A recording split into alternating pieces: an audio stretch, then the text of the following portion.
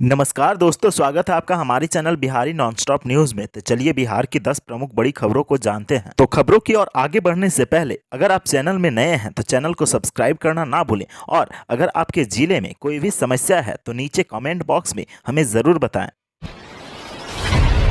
पटना के कई वीआईपी इलाकों में मिले कोरोना पॉजिटिव, हो जाइए सावधान। राजधानी पटना के 3 मोहल्ले में कोरोना के मामले लगातार बढ़ते जा रहे हैं। आज फिर बुद्धा कॉलोनी, पटेल नगर और एजी कॉलोनी में एक एक कोरोना पॉजिटिव मरीज पाए गए हैं। पटना में बढ़ रहे कोरोना के मामले को सोमवार को स्वास्थ्य विभाग और प्रशासन के साथ मंथन चल रही है। विदेश यात्रा से आने वालों के साथ ऐसे लोगों की तलाश की जा रही है जिनके घर के आसपास कोरोना के मरीज पाए गए हैं। पटना के एजी कॉलोनी में 36 साल का एक युवक कोरोना पॉजिटिव पाया गया है। आपको बता दें कि एजी कॉलोनी में रविवार को 7 लोगों की रिपोर्ट पॉजिटिव आई थी। सब एक ही परिवार के लोग पॉजिटिव पाए जा रहे हैं। वहीं स्वास्थ्य विभाग की टीम लगातार कॉन्टैक्ट ट्रेसिंग कर लोगों की जांच करा रहा है। अब तक 50 से अधिक लोगों की जांच हो गई है। पटना के पटेल नगर में भी कोरोना का संक्रमण तेजी से बढ़ रहा है।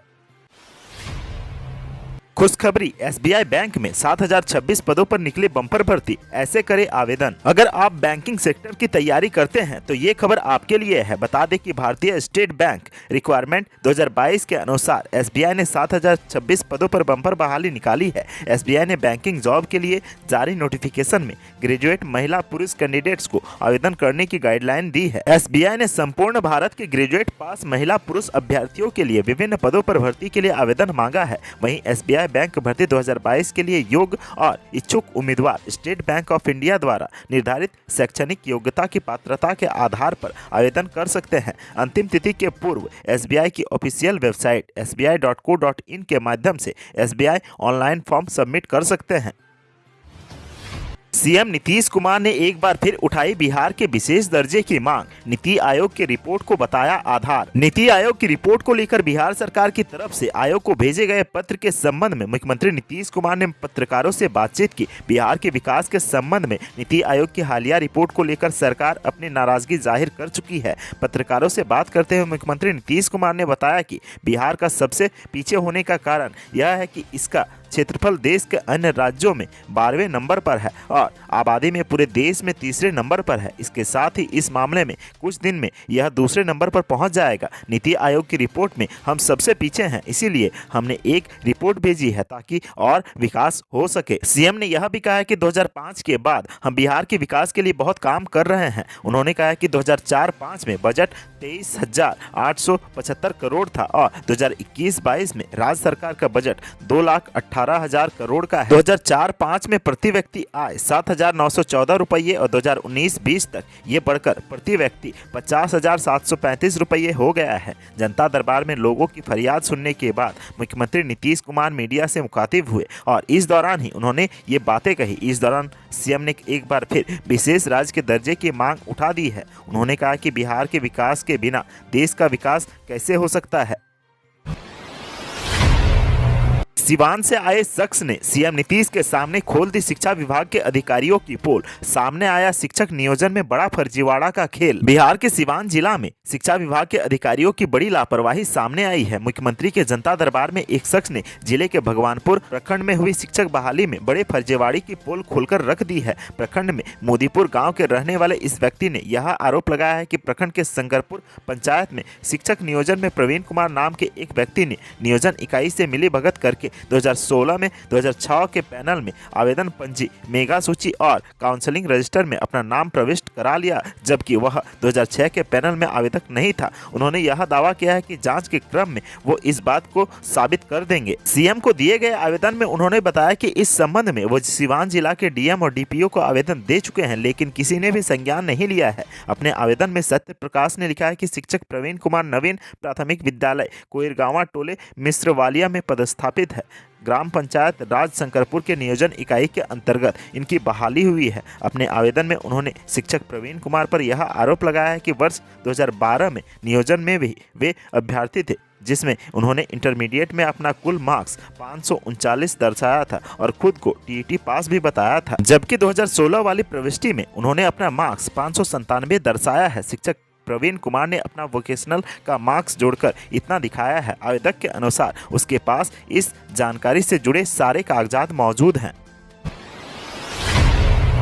जनता दरबार में नीतीश के सामने खुली स्वास्थ्य विभाग की पोल, कोरोना से मौत होने पर नहीं मिल रहा है मुआवजा। मुख्यमंत्री नीतीश कुमार पटना में जनता दरबार कार्यक्रम में लोगों की समस्याएं सुन रहे थे। इसी दौरान कार्यक्रम में दूर दूर से आए लोग अपनी समस्याएं सुना रहे थे, जिसमें शिक्षा, स्वास्थ्य, समाज कल्याण, वित्त और श्रम संसाधन से जुड़े मामले की सुनवाई हो रही थी। ज्यादातर मामले स्वास्थ्य और शिक्षा विभाग से जुड़े आ रहे थे। कोरोना से मौत के बाद मुआवजा नहीं मिलने का कई मामला सामने आया है, जिस पर सीएम नीतीश ने संबंधित अधिकारियों को फटकार लगाई और कहा है कि कैसे चूक हो जा रही है। खबर लिखे जाने तक इस तरह के 12 मामले आ चुके हैं। नीतीश कुमार के अधिकारी उनके सामने झूठ बोल रहे हैं। इसको लेकर नीतीश कुमार ने समीक्षा बैठक भी की थी। स्वास्थ्य और स्टूडेंट क्रेडिट कार्ड के बाद सबसे अधिक शिकायतें समाज कल्याण विभाग से जुड़ी समेकित बाल विकास परियोजना की आई। कई लोगों ने आंगनबाड़ी और आईसीडीएस के कार्यालय में गलत तरीके से बहाली की शिकायत की। इस बीच मुख्यमंत्री लोगों को संबंधित अधिकारी के पास भेजते रहे। एक बार फिर उन्होंने संबंधित अधिकारी को फोन लगाकर कहा कि वे सभी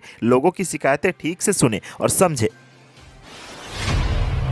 बिहार में ठंड को लेकर अलर्ट जारी। उत्तरी पश्चिमी विक्षोभ और बर्फीली हवाओं से बढ़ा सर्दी का सितम। पटना सहित पूरे बिहार में आज से तापमान में कमी आने के आसार हैं। मौसम विभाग ने अगले 1-2 दिनों में राज्य के मौसम में बदलाव की संभावना जताई है। पटना का तापमान 4 से 5 डिग्री तक कम हो सकता है। मौसम विभाग के अनुसार रविवार को हिमाचल प्रदेश के कुंजुम, रोहतांग दर्रे समेत कई शहरों में जमकर बर्फबारी हुई। इस कारण आने वाले दिनों में उत्तरी मैदानी इलाकों में ठंड बढ़ने के आसार हैं। बता दें कि उत्तरी पश्चिमी हवा का प्रवाह तेजी से बढ़ रहा है और पर्वतीय क्षेत्रों से आ रही बर्फीली हवा के कारण से बिहार के ज्यादातर शहरों में तापमान में कमी आई है।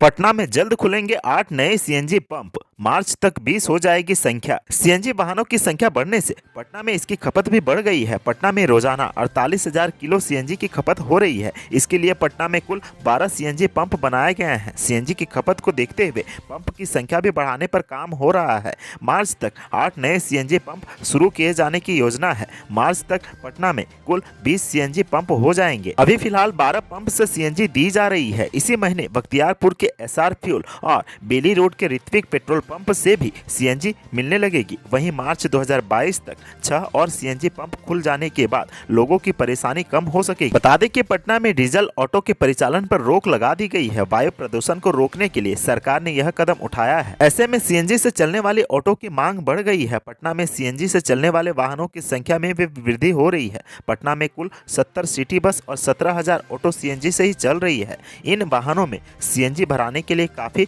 लंबी लाइन लगती है। सीएनजी पेट्रोल और डीजल से भी सस्ती है। सीएनजी की कीमत पटना में 67.90 रुपये प्रति किलो है।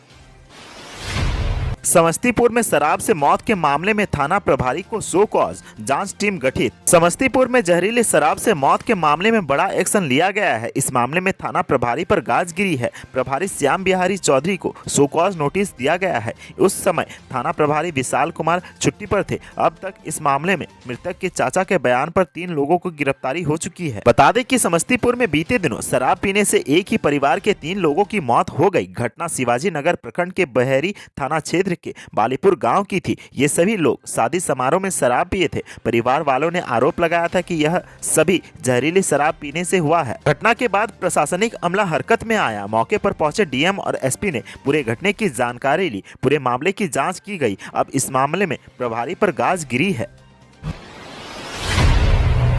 अब पटना से यूपी, झारखंड और बिहार के 55 जिलों के लिए चलेंगी 570 नई बसें। किराया बहुत कम। अब पटना से उत्तर प्रदेश, झारखंड और बिहार के अन्य जिलों में जाना और आसान होगा। बिहार राज्य पथ परिवहन निगम द्वारा पीपीपी मोड पर बिहार, झारखंड और उत्तर प्रदेश के लगभग 55 जिलों में आने जाने के लिए 570 नई नॉन एसी और एसी बसें चलेंगी। इसमें यात्रियों को काफी आसानी होगी और सबसे खास बात यह है कि इसमें चालक मनमानी तरीके से किराया नहीं ले सकेंगे। परिवहन निगम के पदाधिकारी जानकारी के मुताबिक पीपीपी मोड पर चलने वाली बसों का किराया प्राइवेट की तुलना में कम होगा। इतना ही नहीं, यात्रियों से मनमानी किराया नहीं वसूला जाएगा। निगम द्वारा संचालित होने वाली बसों में रेट चार्ज के अनुसार यात्रियों से टिकट का शुल्क लिया जाएगा। निगम द्वारा तय किराए के अनुसार वाहन मालिक यात्रियों से किराया लेंगे, क्योंकि इन्हें निगम द्वारा ही संचालित किया जाएगा। अगर सरकारी किराया 200 रुपये है तो बस मालिक 220 रुपये नहीं ले सकते हैं। बता दें कि अभी तक पटना सहित प्रदेश के विभिन्न जिलों से आने जाने वाले बसों की संख्या लगभग 750 है।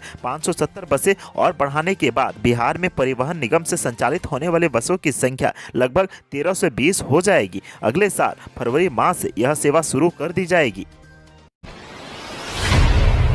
पटना यूनिवर्सिटी में छात्र संघ चुनाव की तेज हुई सरगर्मी, फरवरी में होगा चुनाव। पटना विश्वविद्यालय में छात्र संगठन के चुनाव की आहट के बाद तैयारियां शुरू हो गई है। छात्र संगठन भी चुनाव की रणनीतियां बनाने में लग चुके हैं। कई छात्र नेता संगठन लाइन से अलग अकेले भी तैयारी में जुटे हुए हैं। जानकारी के अनुसार पटना विश्वविद्यालय में छात्र संघ का चुनाव फरवरी में होगा। विश्वविद्यालय की ओर से छात्र संघ चुनाव की तैयारियां शुरू हो चुकी है। बता दें कि कोरोना के कारण विश्वविद्यालय में छात्र संघ चुनाव 2 साल के बाद हो रहे हैं, जो चुनाव लिंग 2 कमेटी के सिफारिशों के हिसाब से होगी। वहीं जिन छात्रों पर प्राथमिकी दर्ज है वह कॉलेज स्तर पर कार्रवाई हो चुकी है, वे चुनाव में उम्मीदवार नहीं बन सकते हैं।